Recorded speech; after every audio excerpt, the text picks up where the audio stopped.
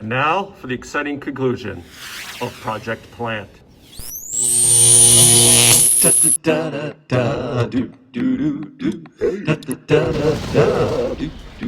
All right.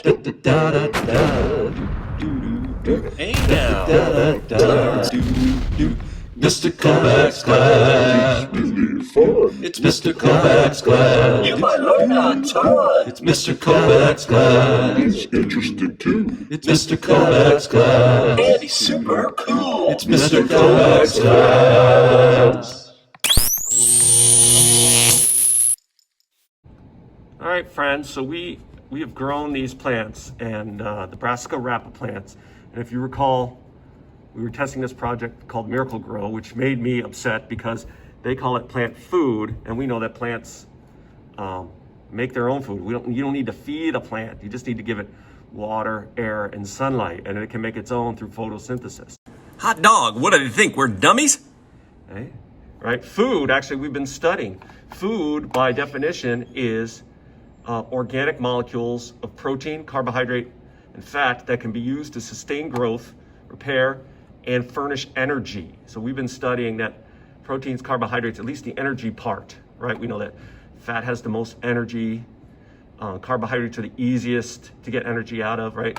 Protein can give you energy, but it has an extra toxic waste product. We've been studying that, and we're gonna come back to that. If you look at the ingredients for Miracle Grow, there is nothing you would consider food in there, but it does have ingredients. It's got nitrogen, phosphorus, and potassium. It always screws me up, the P and the K, right? That messes me up, all right? We tested for these, right?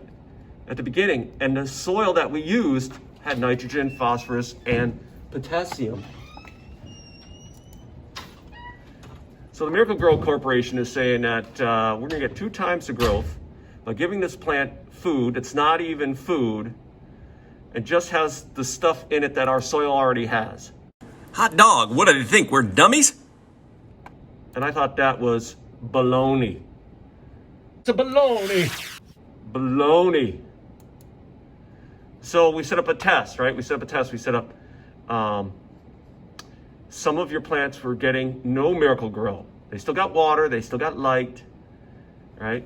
Some were, I just followed the directions and gave them Miracle Grow.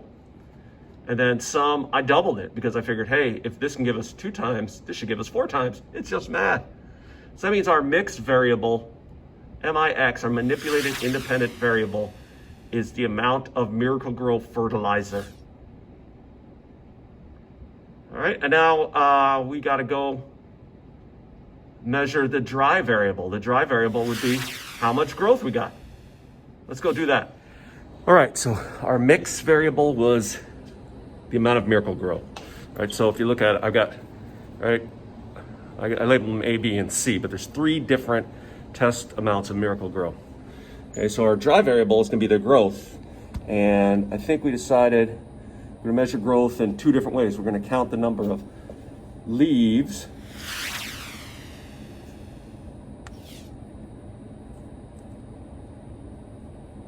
right? Leaf is a good indicator of growth because that's how the plant makes its own food.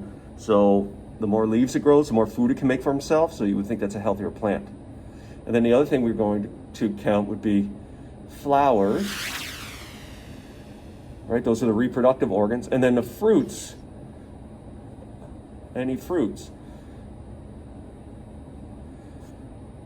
right? Because fruits would be, and I guess you would say that the more flowers a plant has, the more successful it is because it can have more babies, right? I mean, the more fruits it has, it definitely has more babies. So you can measure that as success. So we're gonna count how many fruits and how many flowers all of these plants have, okay? And then we'll look at the results.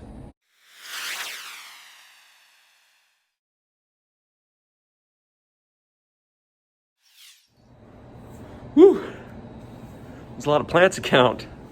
All right, so if you remember, we counted on each plant, we counted the number of leaves and then the number of inflorescences or flowers, or even if they had, let's Take a look at the fruit here. This one. You see that? Yeah, fruits. All right, and so then we'll calculate how many they have. The cool thing I've noticed already is that it doesn't seem to matter A, B, or C. Everybody grew leaves and flowers, so that's good. All right, let's check it out. All right, so we just counted. I counted the number of leaves and the number of flowers. We started with 0 of everything, so we had a change, right? And then I put all that information into a spreadsheet, and the spreadsheet was able to graph the mix variable, the amount of Miracle-Gro, how it affects the dry variable, the amount of growth. And there's 2 things we tested, right? This green line is the number of number of leaves that increase. If you notice, the line is always above 0. So in every test group, we had more leaves, which is good, except for if you look here at 0, we had the most change in leaves. And as we added more Miracle-Gro, we actually got more leaves, but we just got fewer of them. Remember, Miracle-Gro said we'd give us 2 times the growth. So it's like, I don't think so. However, our other metric, we measured growth of flowers. Okay, so here's no Miracle-Gro. As we add Miracle-Gro, you can see we get about the same number of flowers until we get right to the recommended amount. Then we get a lot of flowers. But if we add too much Miracle-Gro, the number of flowers we get steadily goes down. In fact, if we added a double dose, we get fewer flowers than if we didn't add any Miracle-Gro at all. Now they said they had double. Let's see, we had an average of 6 flowers per plant at no Miracle-Gro, and at a full amount of Miracle-Gro, 12. That's some complicated math, 12 divided by 6. You could probably do that. All right, so those are your results. On your part 2 today, you're doing slides 4, 5, and 6. Okay, you did the first 3 slides yesterday. Your first slide is the results slide. And first question, you need to RADI. How did Miracle-Gro affect the growth of our brassica rapa plant? In fact, that should probably be a RAD-D, because you should probably mention both flowers and fruits. And the last 2 slides, we call these the discussion slides, but today we're going to call them a raft slide. Raft means it's kind of a creative writing project assignment, but you have to play a role.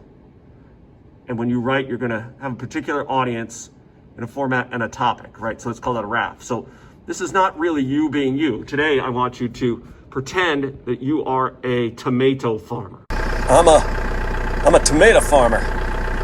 How's the Miracle-Gro results affecting my life?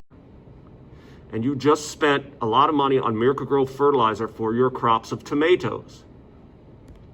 You just found our results.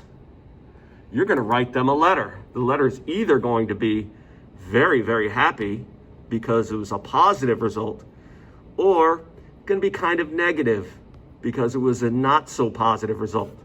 So look at the results.